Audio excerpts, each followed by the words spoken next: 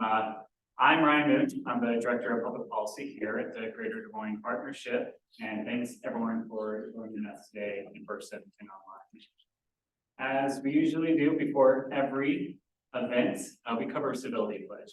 I don't think we should have any issues today, but it's always nice to have a good reminder that the partnership works with the Robert D. Billy Ray Center at Drake University and the Show Respect campaign. So with that in mind, it's just a reminder of the importance of civility in today's event. Advancing meaningful conversation requires respect.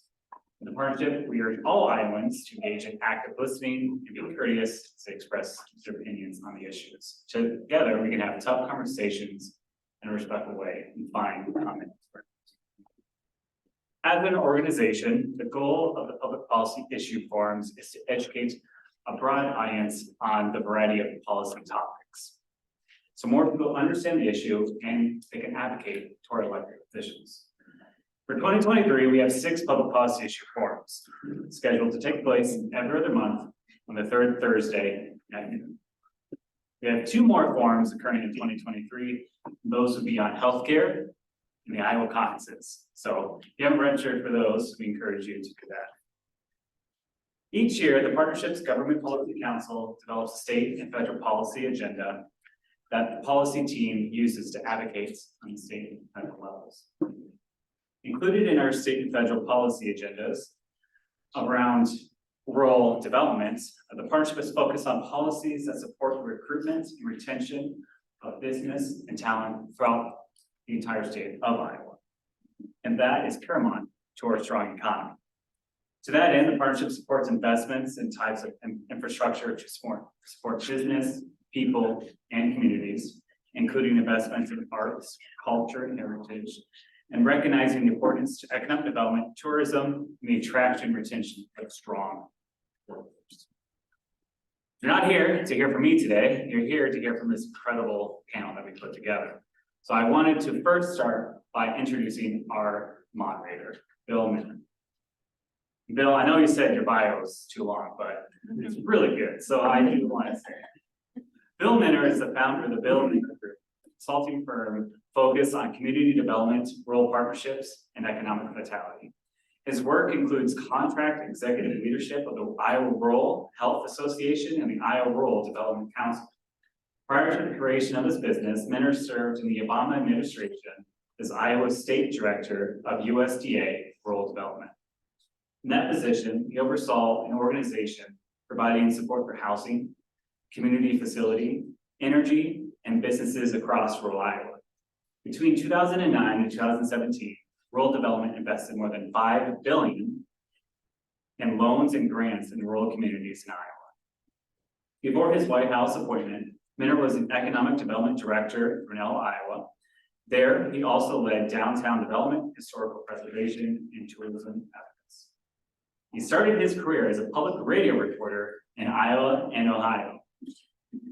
Minner is an active volunteer serving on numerous boards and commissions. He currently serves as president of Partners for Rural America, chairs the American Hospital Association's Committee on Governance, is a treasurer of the Grinnell Area Chamber of Commerce Board, and serves on boards for Grinnell Area Arts Council and Unity Point Health Grinnell Regional Medical Center Foundation. See, like, great, right? A native Cleveland, Ohioan, go Cats. Got him here in Iowa, graduate of Ohio State University. Any Buckeyes? Okay. With a BA in journalism and an MA in political science. Bill, the floor is yours. Thanks, Brian. Thanks to all of you for being here either in person or virtually. I will, as an aside, thinking about my trek here from Columbus, Ohio and Cleveland to Iowa. It happened actually 33 years ago this week. We moved here with a 9-day-old son, and we had to get here because my wife was going to teach her first semester as a tenure track political science professor at Grinnell College. So we packed up the minivan, my parents came down and we drove across I-80 on a really hot day.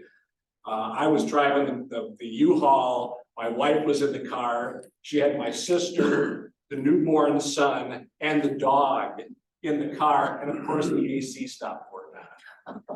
So that was 33 years ago. And when I got my job at USDA World Development, a lot of my friends back home said, how are you the state director of rural development? You're a suburban kid from the west side of Cleveland. What do you know about rural development? And this was 2009. And I said, well, I've lived in a town of 9,000 now for 20 years. I know a little bit. I know enough to be dangerous. And now I've been here for, 14 years longer, or however long since 2009. And I can tell you that I think my knowledge and my insights into rural communities has deepened. Again, not being a native Iowan or a native rural person, I come at things maybe at a disadvantage. Just out of curiosity, how many of you consider yourselves natives of rural Iowa or rural community? Yeah. When I led USDA World Development, I would ask that question of my staff, and 95% of them would raise their hand. And then my next question was, how many of you continue to serve the community that you grew up in? And about 50% of you raised their hands. So the impact of folks who, A, are from small towns, and B, continue to have an impact on either that native community or rural communities in general is really significant. And I think it speaks to the culture of small towns and the people who grew up there.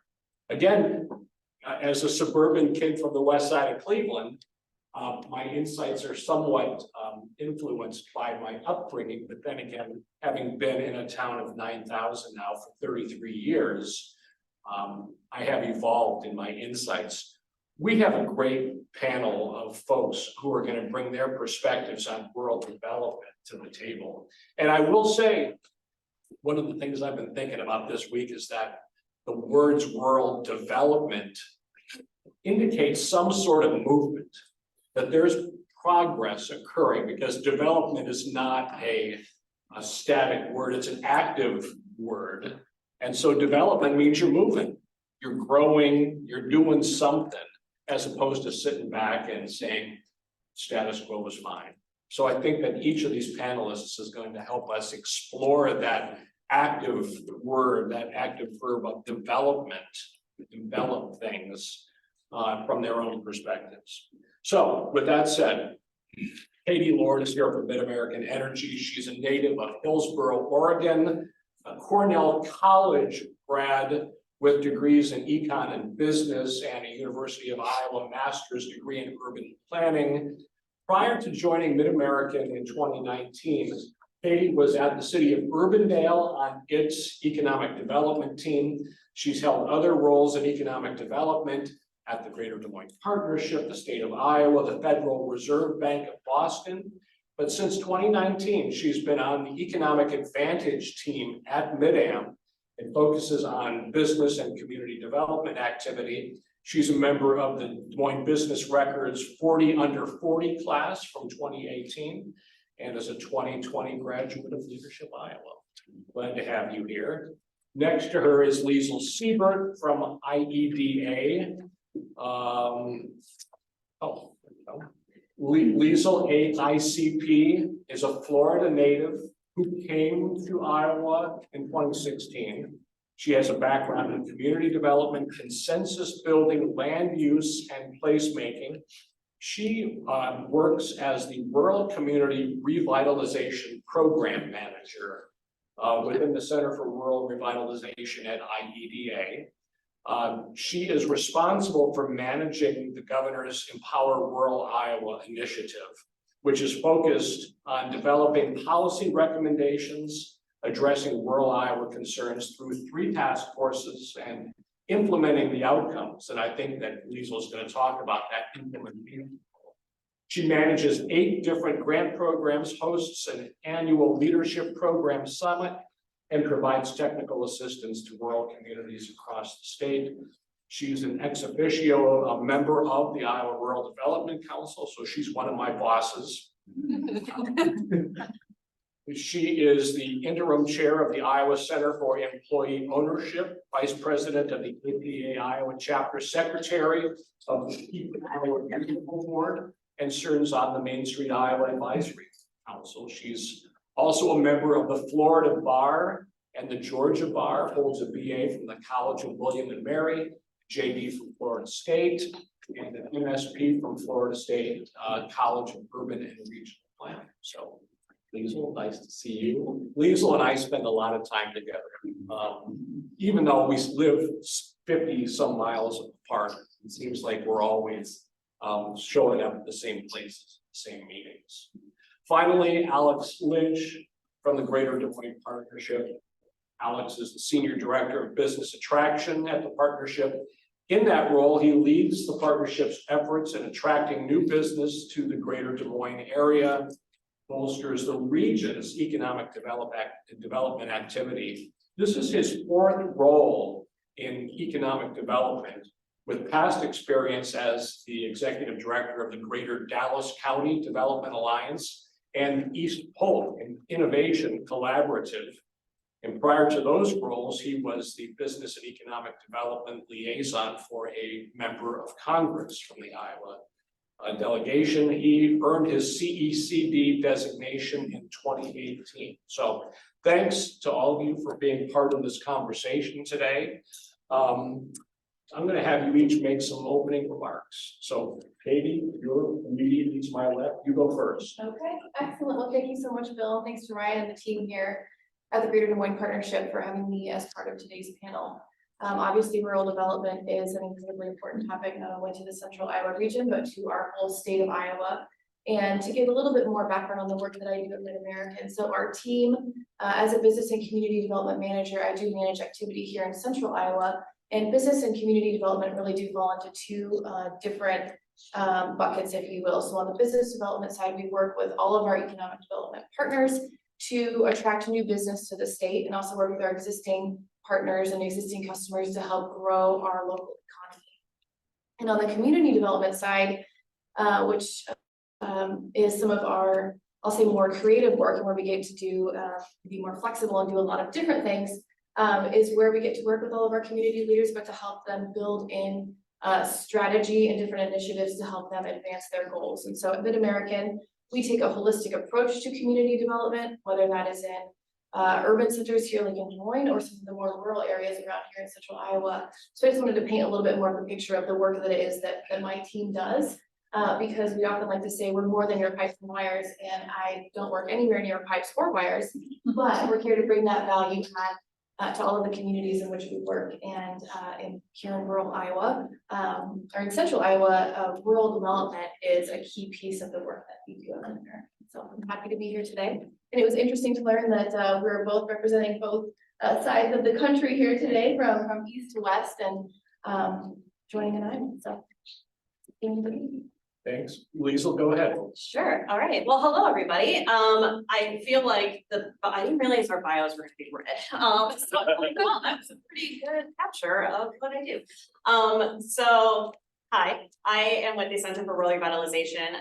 If you're not familiar with the center, it's relatively new.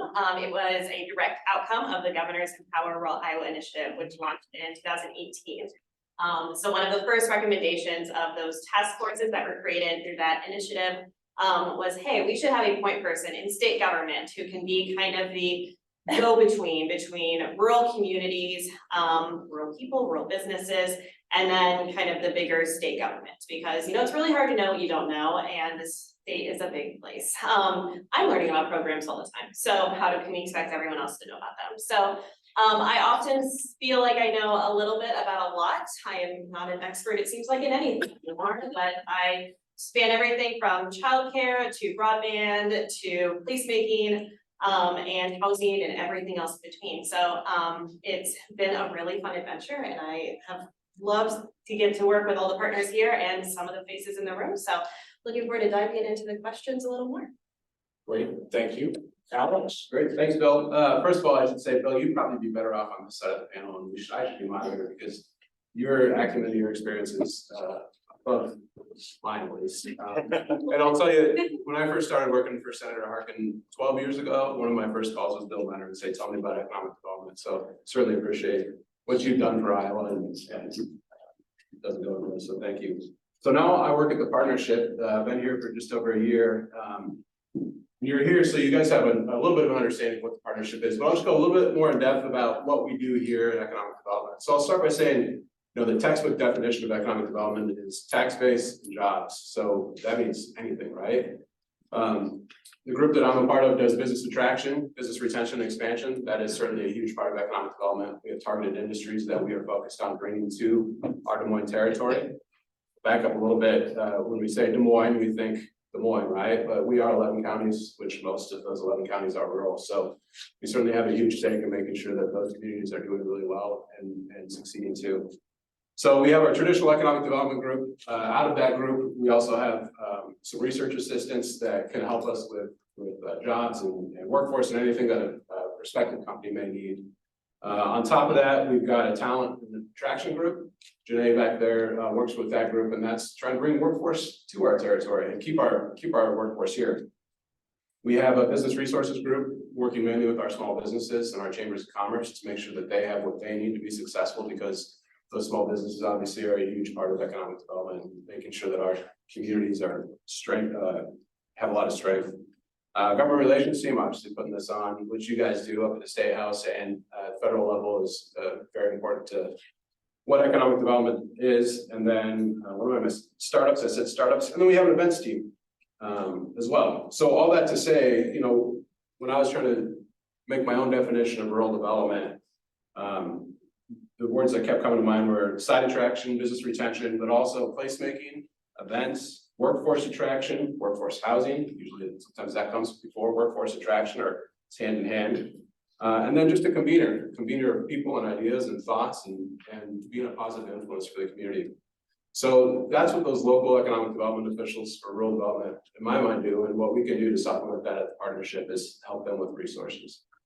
So you sort of took your stab at the first question, which is how do you define rural development, and how does your organization address it, and then why is it important? I mean, so going back to your Senator Harkin days, we wound up talking a lot because of his role as sort of a visionary for rural development. But why is it important, not just at the federal level, but at the partnership level and among those the folks in those 11 counties, from your perspective? Well, sure. Those communities have a lot of industry already. A lot of people live there. It's home for people. It's what makes Iowa, Iowa. It's our people. And the saying is true: if you're not growing, you're dying. So we got to continually, maybe not reinvent the wheel, but make sure we're on top of what we're doing and make those communities thrive.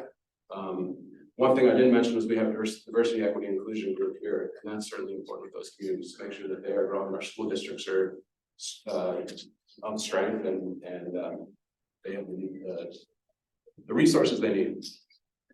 Liesl, you're the person at the state who gets up every day and thinks about rural. Nothing but. What does rural development mean to you? Rural development to me, and I think the center and Empower, is creating a world where our rural communities are vibrant, they are sustainable, they are thriving. So how we approach that is, I really think the governor selected a great word with empower. So we really see ourselves as a partner in helping to empower the local communities to be able to leverage the resources available, the best practices we know that work really well, various contacts, to be able to push themselves to that next level of just success and loving where you live and feel like they are able to stay put in a community that they really love. Hey, Katie, you alluded to this in your opening remarks too, about that relationship between Mid-American, the company, and all of the communities it serves. How do you define rural development from both the corporate standpoint and then your own personal philosophies? Well, at Mid-American, so I'm part of our economic advantage team, which includes we have a marketing function, we have business connections, which is our key accounts, business accounts, and then community and business development. So we have a kind of a broad, and energy efficiency as well is included in that as well. So we have a pretty broad look at how we work with our communities, and when we think big picture about why do we do the work that we do, we think about sustainability, and maybe not about sustainability like you would think Mid-American thinks of it. But in understanding how do we help build sustainable communities of choice. And I think the of choice piece is really critical to build on what Lisa and Alex have touched on, because we have to be able to provide for opportunities for continued growth, for continued engagement. And I think that starts with an understanding of capitalizing on your community's assets and being able to create places where people want to live, work, and continue to invest. And so we think about everything we do through this lens of is maybe how we're investing or how we're supporting our customers or community leaders. Are we working towards that vision of a sustainable community of choice? And I think the beauty within that vision is that looks different for every community, and that's exactly what we wanted to do. The next question uses the word holistic approach.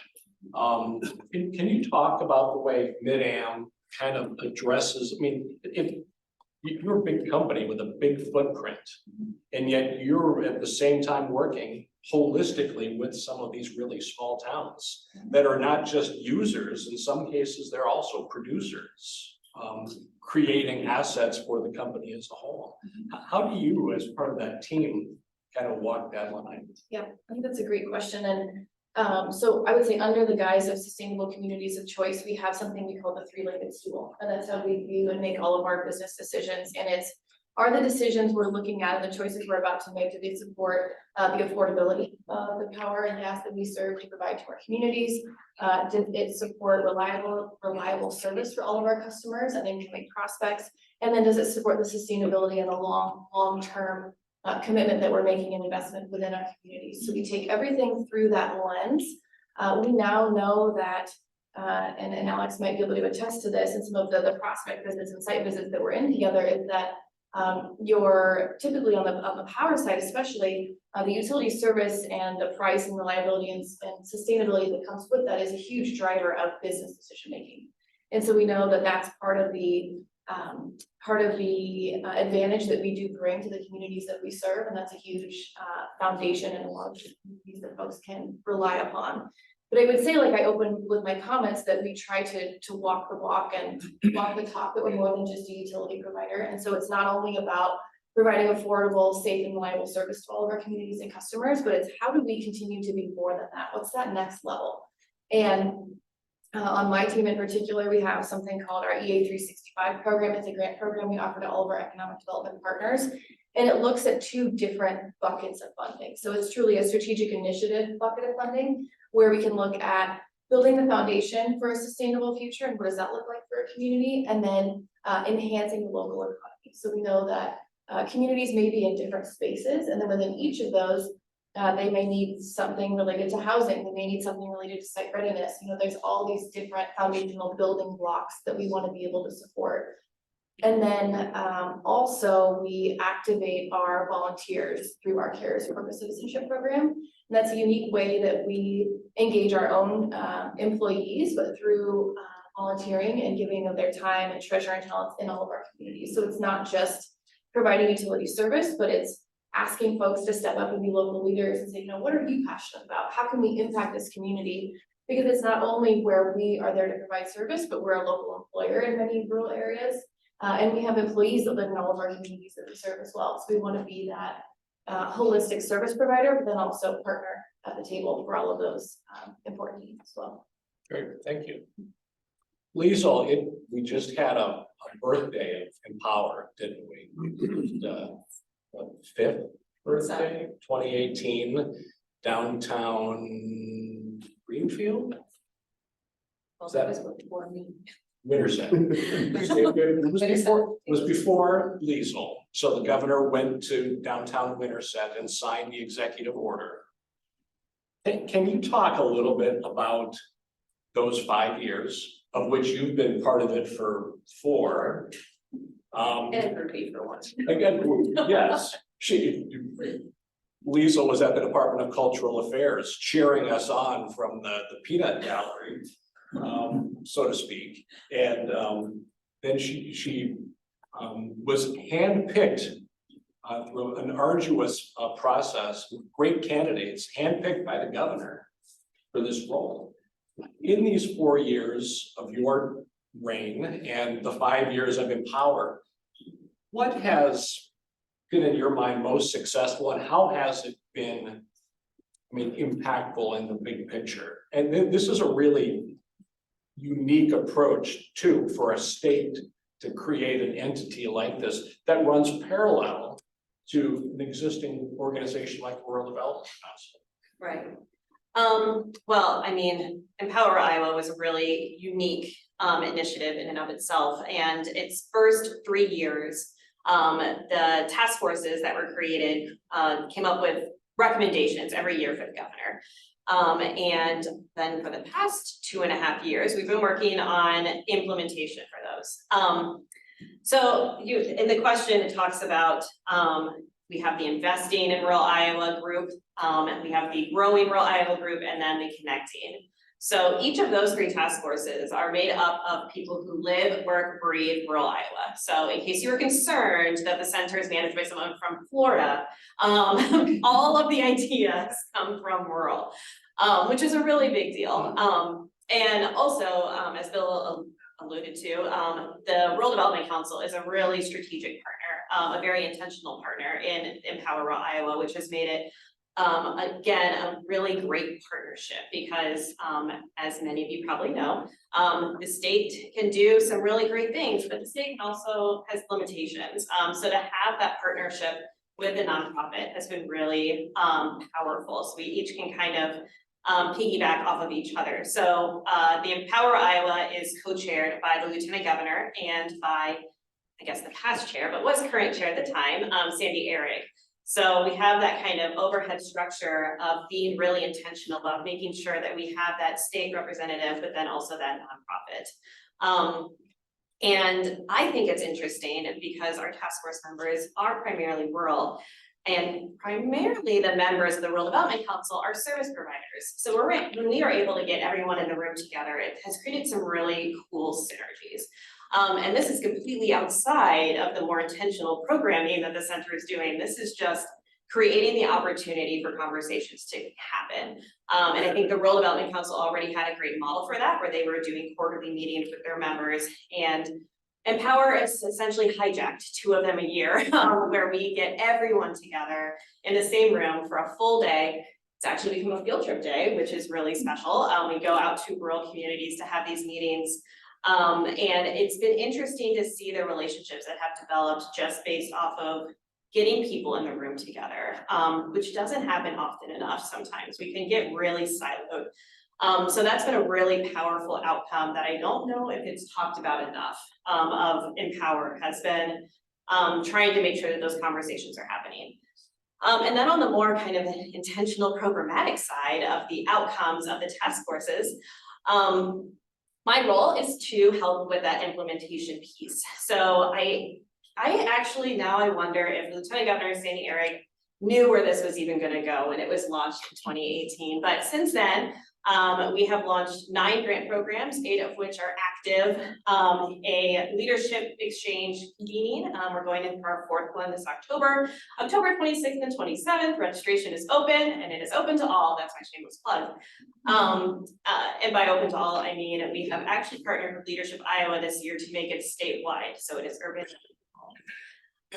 We also have partnered with UNI Advance Iowa and Drake Law in the creation of the Iowa Center for Employee Ownership. So we have created all of these partnerships, these programs, these grant opportunities for communities, all based off of the task forces that have gotten together and decided like these are the gaps. This is what is missing. State government is doing a lot of things really well. There are a lot of existing programs that are very supportive, but we have identified these little areas where we can help to move the needle in meaningful ways. But there have also been some big things that have been really successful. So for those of you who are plugged into the broadband world, the Empower Iowa Broadband Grant Program, I believe when I started, it either had just gotten its first funding in a while or was about to of like 5 million, I think. And we were like, hey, it's funded, that's great. Well, in the past few years, that program has received over 300 million and has been across the state. So that's one of our big successes. I will say I do not manage that one. You don't want me managing that one. OCIO does an excellent job managing that program. On the policy side, I think it's worth mentioning that the task forces did make some policy recommendations to a variety of programs, including the workforce housing tax credit program. So that program used to be a first come, first served. So there was a long list of people in line waiting for that. We recommended that it become a competitive application and that the rural set aside increase because, hey, we're a little biased. So the rural set aside has increased and it has become a competitive application. So I believe that the first year, the whole rural backlog was paid off. The next year, I think the urban backlog was paid off, and now they are competitive applications. And starting in fiscal year 23 and moving forward, the rural set aside is 17.5 million, which is really exciting. It started around 10 million. So we've been able to see that grow as well. I'm not going to get into the weeds of all 8 grant programs, but I do want to spotlight one because I think that one of the approaches that Empower is taking and the center is helping to implement is this concept of we can be really nimble. Yeah, some of you might be like, oh, state government, you guys take forever to do anything.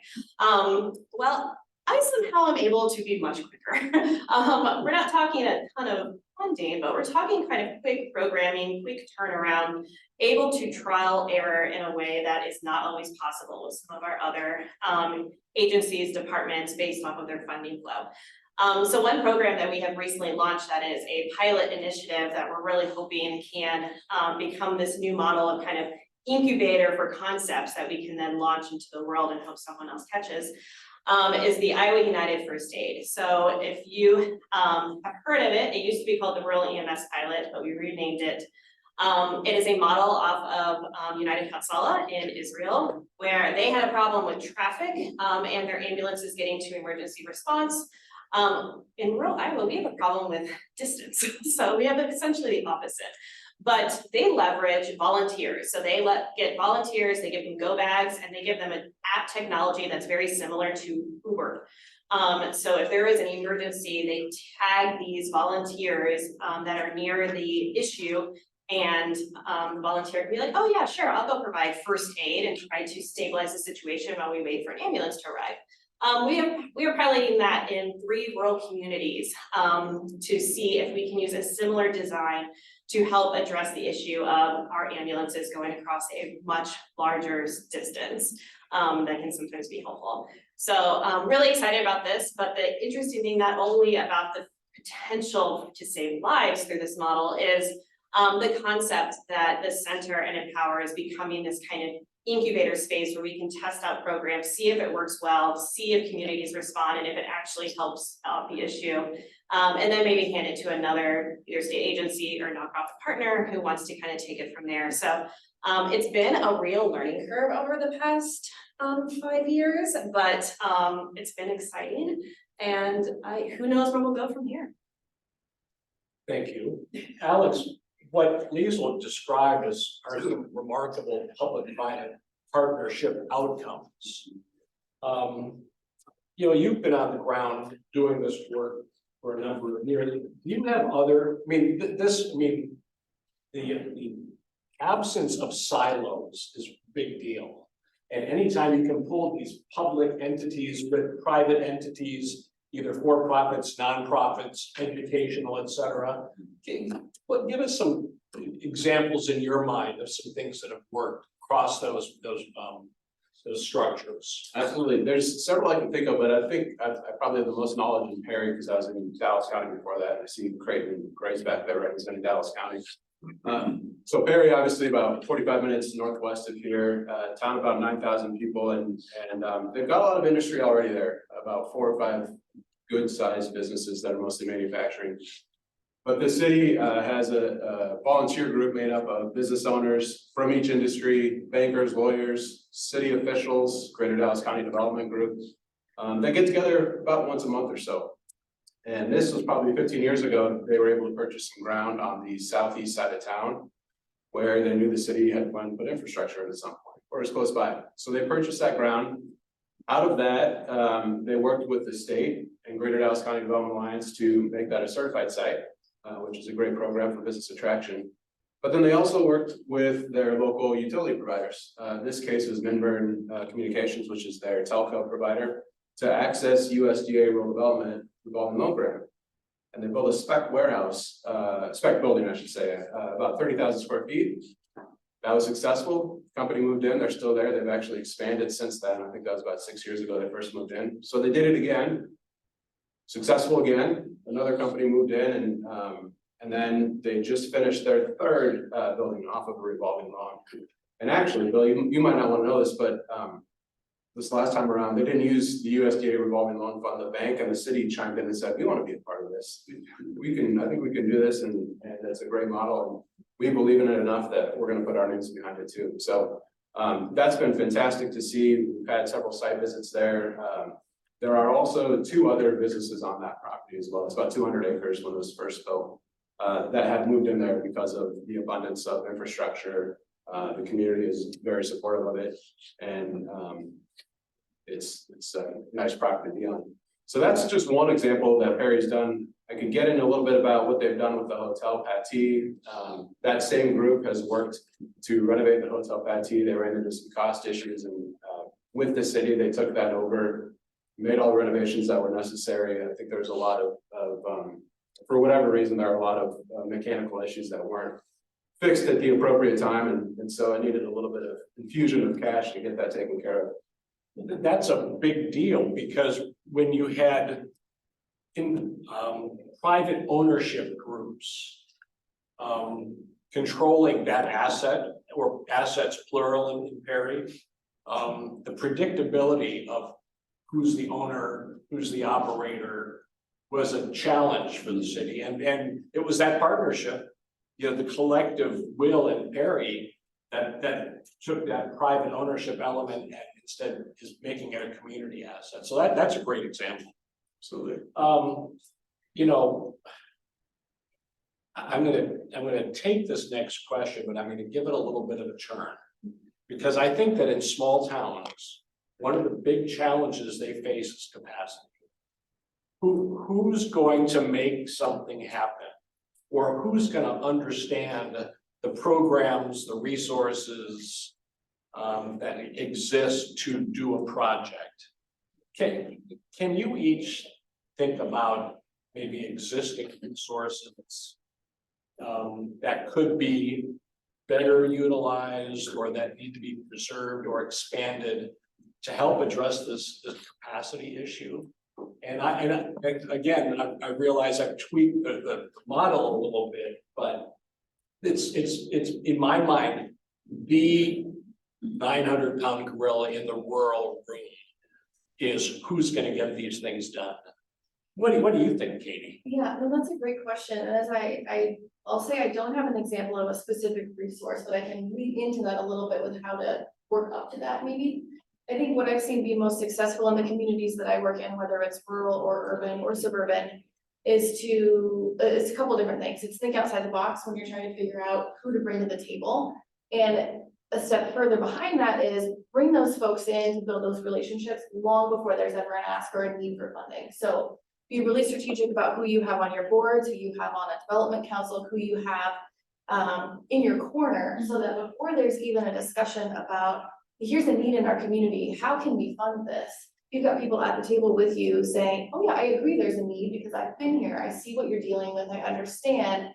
Let's put some resources behind it. And from the private business perspective, that's what works well with us, is that we are brought in early, we understand your community dynamics, we know how we can contribute well in advance of there being an actual specific initiative for us to consider.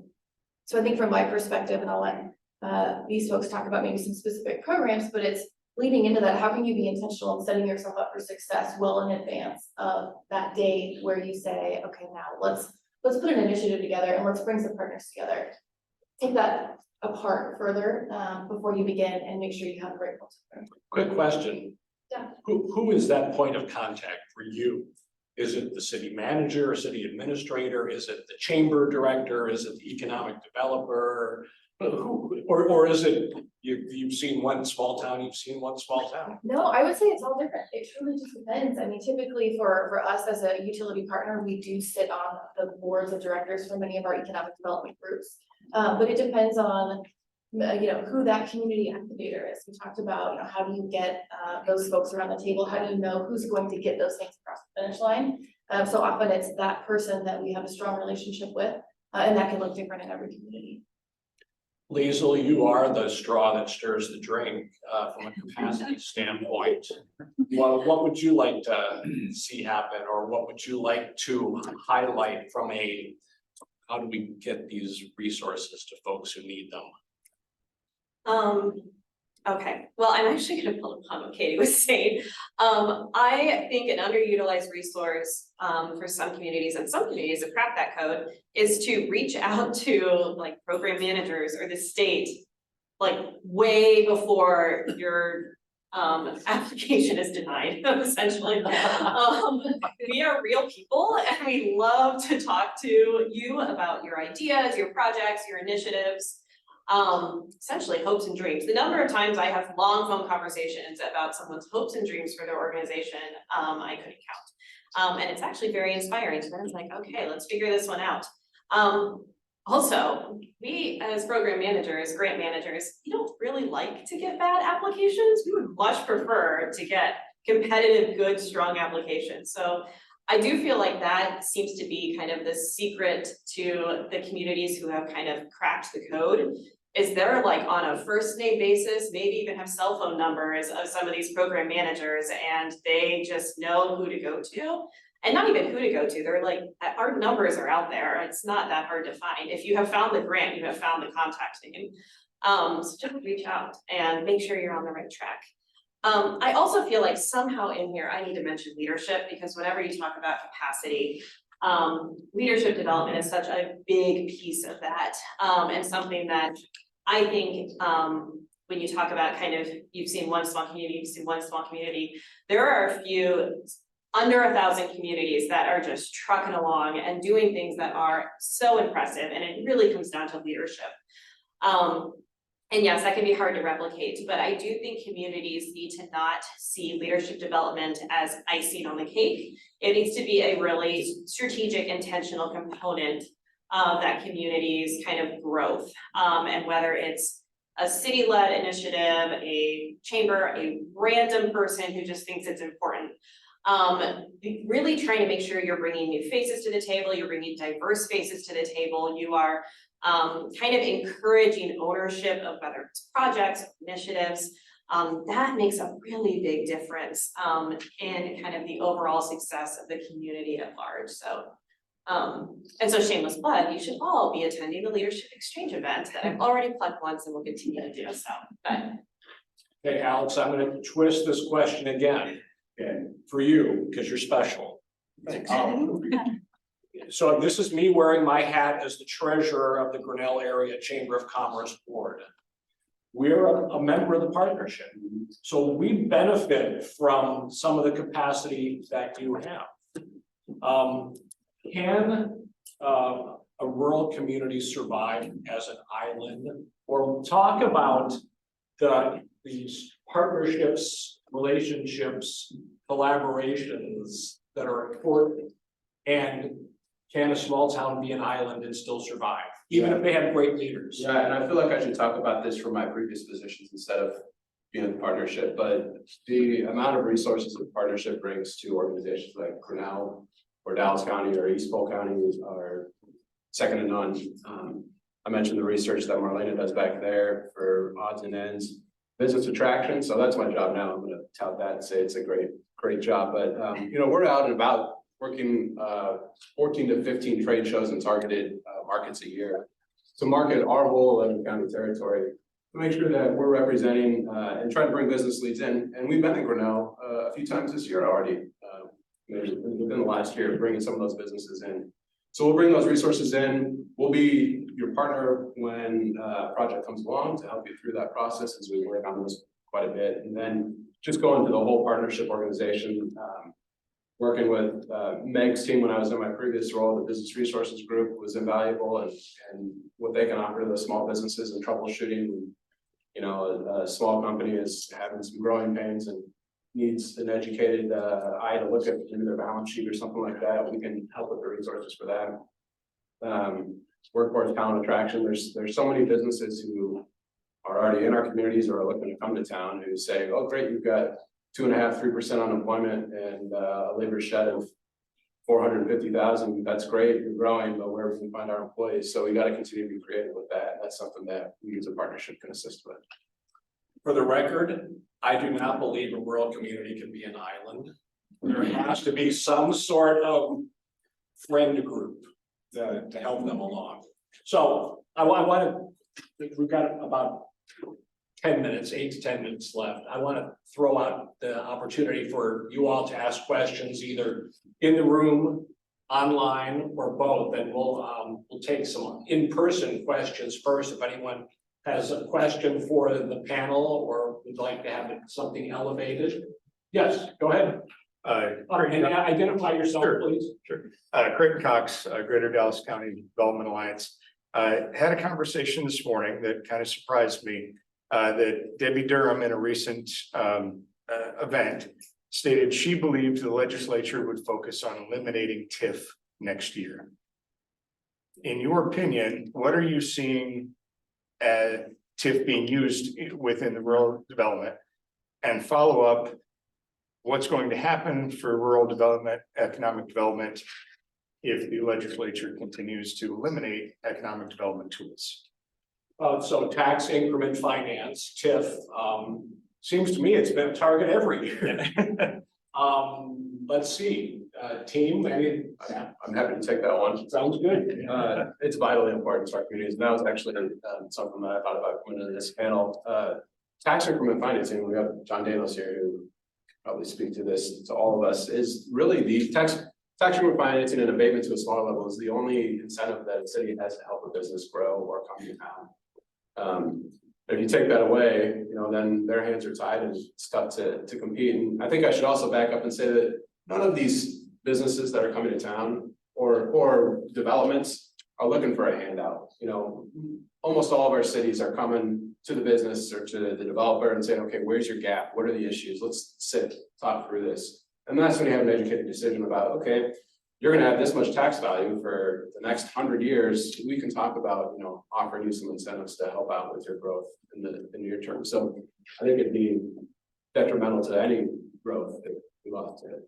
No, I'll add to that a little bit, Alex. I think where it's getting used, I mean, it's mostly for infrastructure support. Yes. And in a rural community, that is one of the highest costs of doing business, is trying to figure out how do you extend infrastructure to this new location that might be outside of town or maybe in a more remote or rural area. So I think you're right. I think it's a big puzzle, especially when it comes to rural, when there are some of those, you know, higher dollar amounts associated with development that TIF can really support. And I do think that community leaders are trying to be as strategic as possible for how to allocate those dollars to get the job done, because you said it earlier, if you're not growing, you're dying. And what are we doing to prepare our communities for tomorrow? And a lot of that starts with the infrastructure development and deployment for new business growth. So I would say it's a concern. And I'll chime in and say, one of the barriers to growth in rural communities is the perception of risk. That a small town is a risky place because they got fewer people and there's less revenue, so to speak. This is one way a community can mitigate risk to a degree, is to demonstrate to the developer, the business owner, whomever, that they're in. And I mean, that's the whole reason that a lot of rural specific programs exist, is to mitigate risk. So that's a great question. Thank you. Other questions in the room or comments? Go ahead. I have a question. I'm John. I'm a bond lawyer. Don't hold it against me. With Dorsey and Whitney here in Des Moines. I do work with communities all across the state, in part, as Alex mentioned, helping to administer TIF related deals, but bond issues and the like. And consistently, love your capacity point. Brilliant. In addition to that, I find that kind of sort of community visioning in rural communities is a real challenge. and that oftentimes they want to be active, they want to do things, but maybe they're doing it because they saw the neighboring community do it. And Floyd is not Charles City, right? And you could pick similar neighboring communities all across the state. Everyone is different. A couple of y'all have planning backgrounds. I'm curious if you might comment on some of the resources that might be available to communities to do good community planning, whether it's in the housing need arena or a more general sort of local economy type arena. What's out there? Either one, jump in. I feel like you're a plant, because I would like to talk about a program that I have that is currently open. I agree, and actually, planning is also very expensive. So we hear that a lot from local communities, that it's just hard to get the funds to be able to do good planning. So one of the center's ways of getting around that is we've created the Boost program. The Boost program is our kind of strategic technical assistance program, where we leverage task force member expertise, rural development council partner expertise, IEDA and IFA and other state agencies, to bring a team of people into a community that has applied for this program, and provide a kind of report on where to get started. So it's more targeting communities that they've either not been engaged and aren't sure what to do first, and they could be the ones that kind of just throw everything at the wall and see what sticks, to try to control that a little bit, or communities that have been clicking along, but they have identified an area that is a real challenge for them and they're needing some kind of outside expertise. We just piloted it this year, so actually Woodward and Creston are our first two communities that we've been working with. After our kind of in-person visit, we do a report of findings and recommendations for next steps, including various planning initiatives that they should consider, or even training or kind of design elements. And then we have a small grant tied to it, only 10,000, but that does make an impact when you're talking about the overarching cost.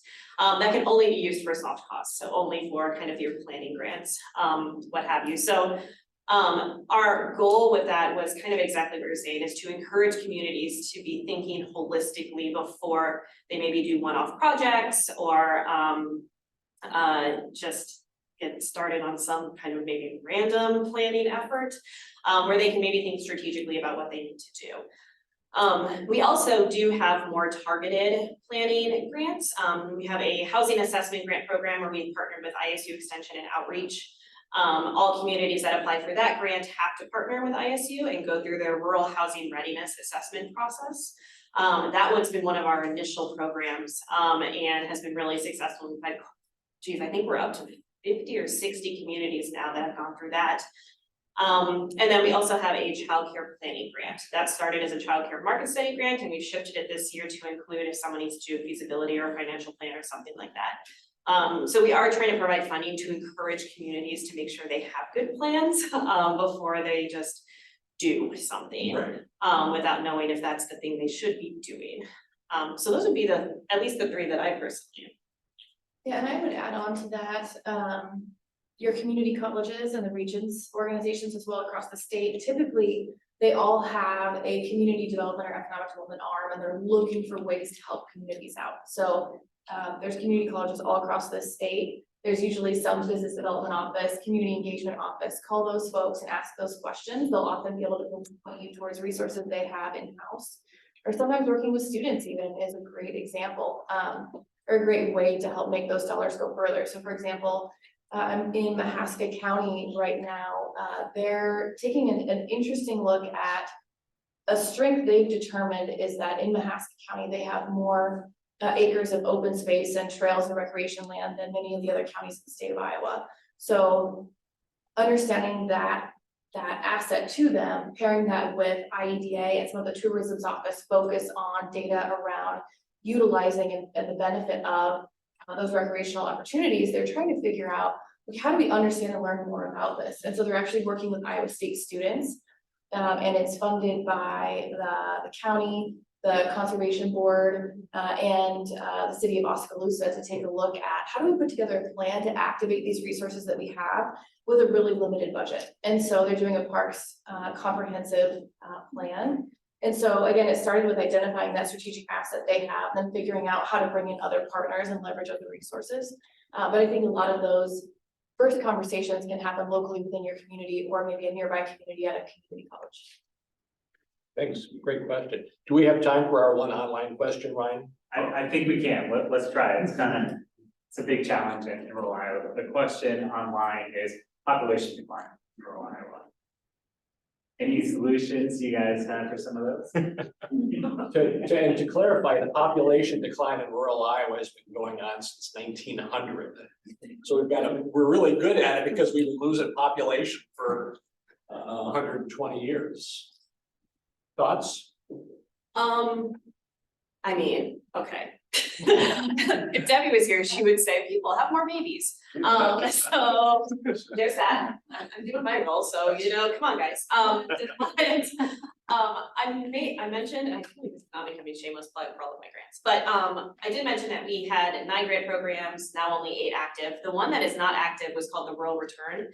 And that was a desire to come up with best practices for incentive programs to attract people back, either back to their community or to move to a rural community. We had 5 communities that were part of that kind of pilot one-time initiative.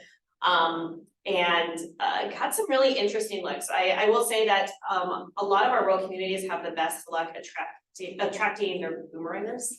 So we've seen real targeted mission of kind of telling the story to people who have left the community of, hey, this is what we have now, you should for sure come back. And I mean, honestly, that works. You hear a lot of kind of anecdotal boomerang stories where people come back to their hometown. As far as kind of new growth, we did have a couple communities that developed incentive programs to support either new homeowners or new businesses. And then we have a couple counties that are doing like teacher loan forgiveness initiatives to try to bring new teachers into their areas. So there's not a silver bullet, but I say it's about first making sure you're creating a community that people are excited and want to live in, and then making kind of sweetening the pot with some kind of little added bonus. I also am a really big fan of like welcome wagons or because rural communities, I mean, the number of times I meet someone and they're like, oh, I'm not from here, I've been here for 50 years. I'm like, whoa. So rural communities can sometimes be tough to break into.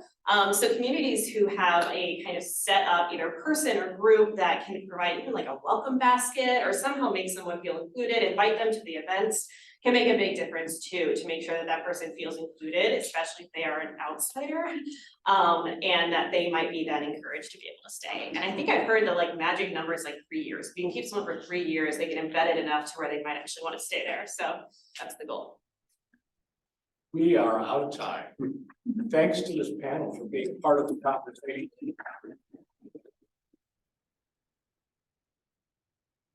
Privilege. Next, April 11th and 12th, the 7th annual Iowa, maybe the 8th annual Iowa Rural Summit will be held in Hamilton. We would welcome you all to that conversation. So thank you. Well, one more round of applause. Quick, some shameless plugs on our behalf of the partnership. So we do have a partnership one-on-one reception this coming Monday. I see some congressional staffers here and online. So this is when we invite congressional staffers from DC and in district for a reception because most of them are at the Iowa State Fair this week. So, but it's a great opportunity to come meet some congressional staffers. And that's Monday, August 21st at Flynn Wright on Locust from 5 to 7. Our GPC meetings, so those are the opportunities where we listen from input from all of our members and investors to develop our state and federal policy agendas. So a lot of these policies we talked about today, we love to lean on experts in the room and help us develop that language that we can bring to the State House or in DC. And lastly, a quick plug, our public policy issue forum on healthcare. So that's our next one, another huge important topic for our state and region. That's Thursday, October 19th. And all these links, everything like that can be found through our Government Policy Council newsletter that goes out weekly. So if you're not subscribed, let me know and I'll make sure you're subscribed. So again, thank you to our panel. Thank you, everyone. Have a good day.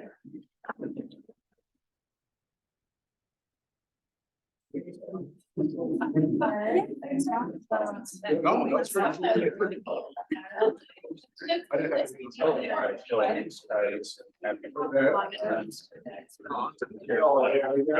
have to-